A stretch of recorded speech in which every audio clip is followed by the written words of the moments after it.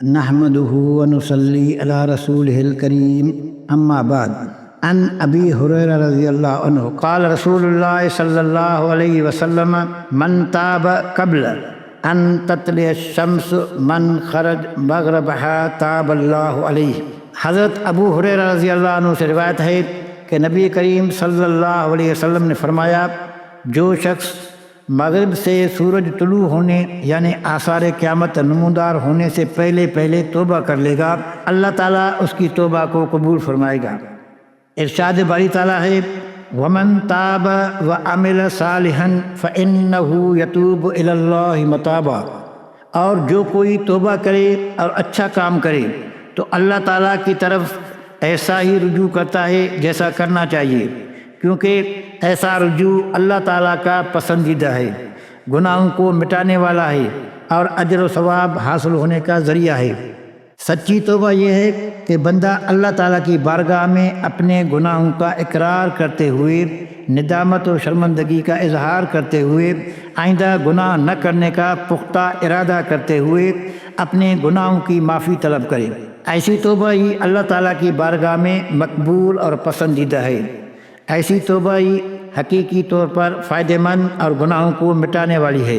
اللہ تبارک و تعالیٰ کا ارشاد ہے، یا ایھا الذین آمنوا توبوا الی اللہ توبۃ نصوحا عسیٰ ربکم ان یکفر عنکم سیئاتکم ویدخلکم جنات تجری من تحتہا الانہار۔ اے ایمان والو، اللہ کی طرف ایسی توبہ کرو جس کے بعد گناہ کی طرف لوٹنا نہ ہو۔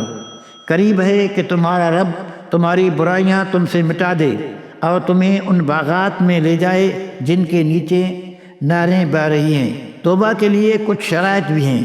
اگر توبہ کرنے والا بندہ ان شرائط کو ملحوظ خاطر رکھ کر توبہ کرتا ہے تو اللہ جل شانہ سے امید ہے کہ وہ توبہ اس کے لیے نافع ہو۔ اگر بندہ ان شرائط کا لحاظ نہیں کرتا تو شاید وہ توبہ ثمر آور نہ ہو۔ حضرت علی رضی اللہ تعالی عنہ نے 6 شرطیں بیان کی ہیں جو نہایت جامع اور سب کے نزدیک مسلمہ ہیں۔ وہ کچھ اس طرح ہیں: نمبر 1، اپنے گزشتہ برے اعمال پر ندامت۔ نمبر 2، جو فرائض اور واجبات چھوٹ گئے تھے ان کی قضا۔ نمبر 3، کسی کا مال اگر ظلم سے لیا تھا تو اس کی واپسی۔ نمبر 4، کسی کو ہاتھ یا زبان سے تکلیف پہنچائی تھی تو اس سے معافی۔ نمبر 5، آئندہ گناہ نہ کرنے کا پختہ ارادہ۔ نمبر 6، اور جس طرح اپنے نفس کو اللہ کی نافرمانی کرتے ہوئے دیکھا تھا اب اطاعت کرتے ہوئے بھی دیکھ لے۔ یہ 6 شرائط ہیں جو حضرت علی رضی اللہ تعالیٰ عنہ نے بیان فرمائیں۔ عام طور پر لوگ یہ سمجھتے ہیں کہ گناہ کے بعد توبہ کر لینے سے گناہ معاف ہو جاتے ہیں، مگر یہ بات قابل غور ہے۔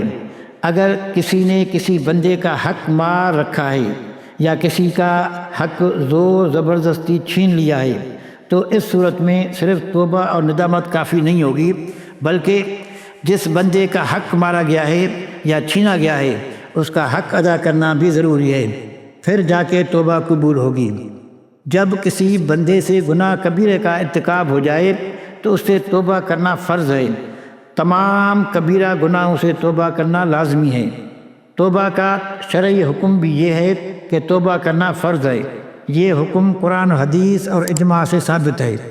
قرآن مجید میں ارشاد خداوندی ہے، وَتُوبُوا إِلَى اللَّهِ جَمِيعًا أَيُّهَا الْمُؤْمِنُونَ لَعَلَّكُمْ تُفْلِحُونَ، اور اے مومنو تم اللہ کے سامنے توبہ کرو تاکہ تمہیں فلاح نصیب ہو۔ آپ صلی اللہ علیہ وسلم کا ارشاد گرامی ہے، یا ایھا الناس توبوا الی اللہ قبل ان تموتوا، اے لوگو مرنے سے پہلے تم سب اللہ کے سامنے توبہ کرو۔ جب بندہ اللہ تعالیٰ کے سامنے توبہ کرتا ہے اور رجوع الی اللہ کی طرف آتا ہے تو رب تعالیٰ جل شانہ اپنے بندے کی توبہ قبول فرماتے ہیں۔ قرآن مجید میں ارشاد باری تعالیٰ ہے، وَهُوَ الَّذِي يَقْبَلُ التَّوْبَةَ عَنْ عِبَادِهِ وَيَعْفُو عَنِ السَّيِّئَاتِ وَيَعْلَمُ مَا تَفْعَلُونَ، اور وہی ہے جو اپنے بندے کی توبہ قبول کرتا ہے اور گناہوں کو معاف کرتا ہے، اور جو کچھ تم کرتے ہو اس کا پورا علم رکھتا ہے۔ جہاں تک توبہ کی قبولیت کے وقت کی بات ہے تو اللہ تبارک و تعالی اس وقت تک توبہ قبول فرمائیں گے جب تک قیامت کی بڑی نشانیوں میں سے ایک عام نشانی یعنی سورج کا مغرب سے طلوع ہونا شروع نہ ہو جائے۔ صحیح مسلم کی ایک روایت ہے کہ اللہ تعالیٰ اپنے بندے کی توبہ اس وقت تک قبول فرمائیں گے جب تک بندے میں موت کے آثار ظاہر نہ ہوئے ہوں۔